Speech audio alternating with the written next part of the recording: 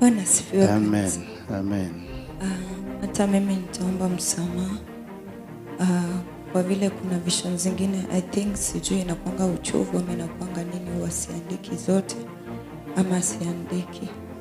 Ndiposa nitatoa vision. Nilipoitwa kutoka pale nikikimbia, nilihisi kwamba kichwa ilikuwa inakuwa moto na nikahisi mwili wangu ulikuwa unatetemeka. Kufika hapa wakati nilikuwa naombewa, niliona tu Mr. Apostle amevanish, ndiye alikuwa amenishikilia. Alafu baadaye nikachukuliwa na mtu alikuwa amevaa white. But ndani yangu kulikuwa na uoga. Maanake nilikuwa najua hata mimi I'm one of the victims ambaye ni nabii. Na nilijua kwamba labda pia mimi nitakutana uko na yangu. Alafu venye niliombewa, nikaingia nitaanza na manabii waimbaji. Nilipelekwa kwa mahali ambapo it's like niseme like Victoria.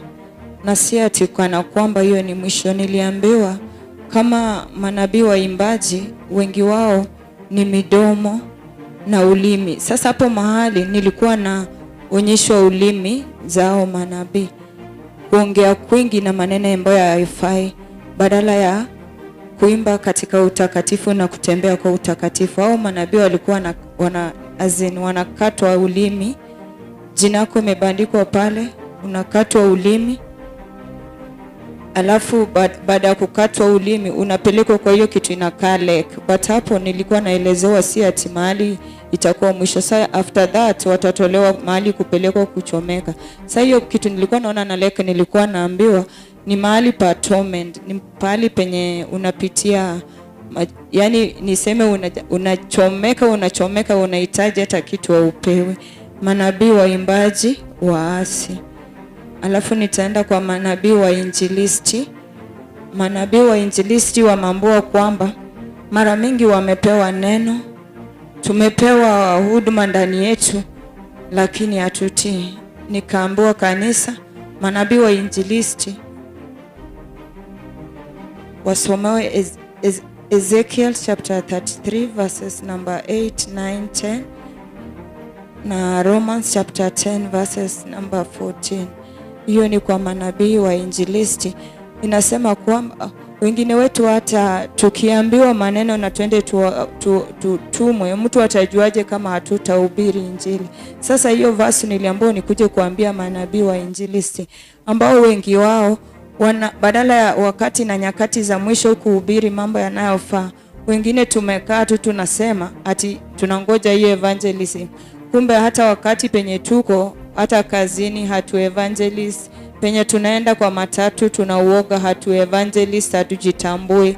Sasa au pia walichukuliwa miguu zao, walikuwa nachukuliwa miguu zao ni kama zinafinywa na vitu kama vichuma.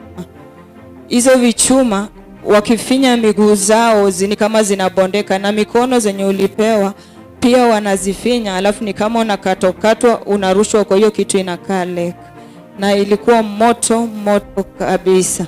Manake kama nilikuwa naona wengine wanatoka mangozi, wengine walikuwa wanatoka yani wanabaki red kama ni ngozi imetoka.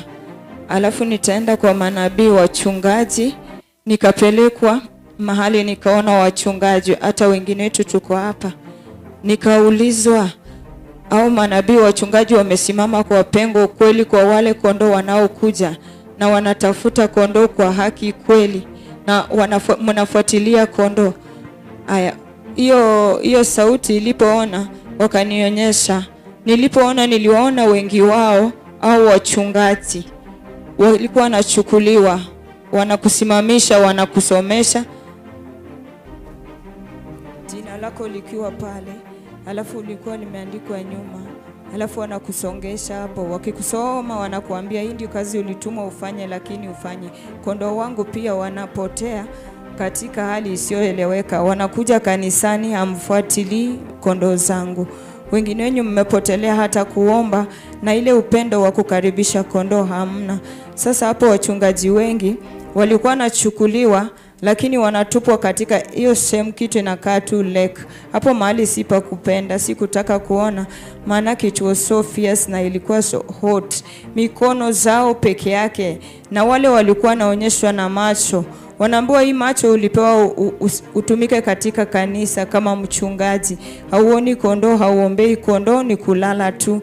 Wakaniambia ati unakumbuka hiyo sauti? Sasa kuna sauti ilikuwa inacheza nyuma yangu, nikapata ni sauti ya Apostle. Kila mara akisema inakonga Isaiah 56:10.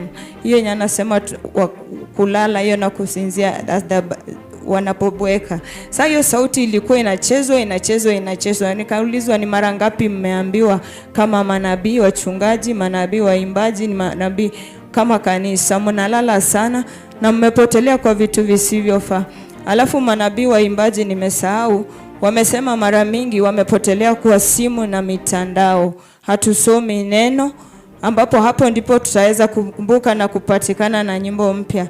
Wengine wetu tunachukua simu, ambapo hata ukilala badala yake kusoma neno ni simu tu, tuna peruzi hizo mitandao, na tunasema wakati mwingine Biblia iko hapa, simu iko hapa, tuko kwa mitandao. Ilikuwa onyo kali sana kwa manabii, haikuwa ya kufurahisha, ambapo wengine niliona wengine wetu tukitobolewa macho. Walikuwa nachukua kitu kama kichuma, ulipewa macho uone, ili hali uone watu, lakini unaona unapata watu wengine wanapotelea katika hali ya uchungu sana, wengine wanakufa kabla hujafikisha ujumbe. Wengine wetu wakasema kuna watu tungefikia, lakini kwa ajili ya uzembe wetu na kutoomba na kuzembea, ndiposa imefanya wamepatikana pale. Sasa kutoka hapo nikatoka hapo nikaenda next kwa mlango mwingine, nikaona kubwa na watu ni wengi. Sasa nilikuwa nashangaa tena, hapa ni wapi?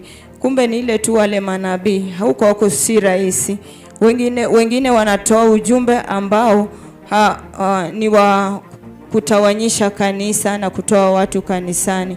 Alafu kuna hao manabii au wakubwa ambao ni wanatumia hizi vitu zingine kama paraphernalia hizi zenye ambazo wanakataza.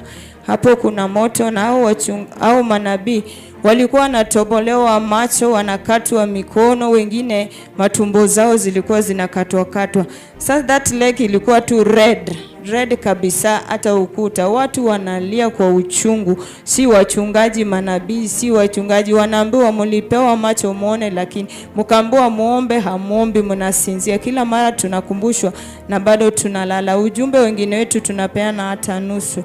Nikamwambia Mungu anisamee, maana hata mimi nilikuwa hapo, it was so terrible, na sitaki kwenda huko. Hata nikasema afadhali nikuwe tu watchman katika nyumba ya Bwana huko mimi na si ndio maana sipendangi kwenda hell. Mungu awabariki.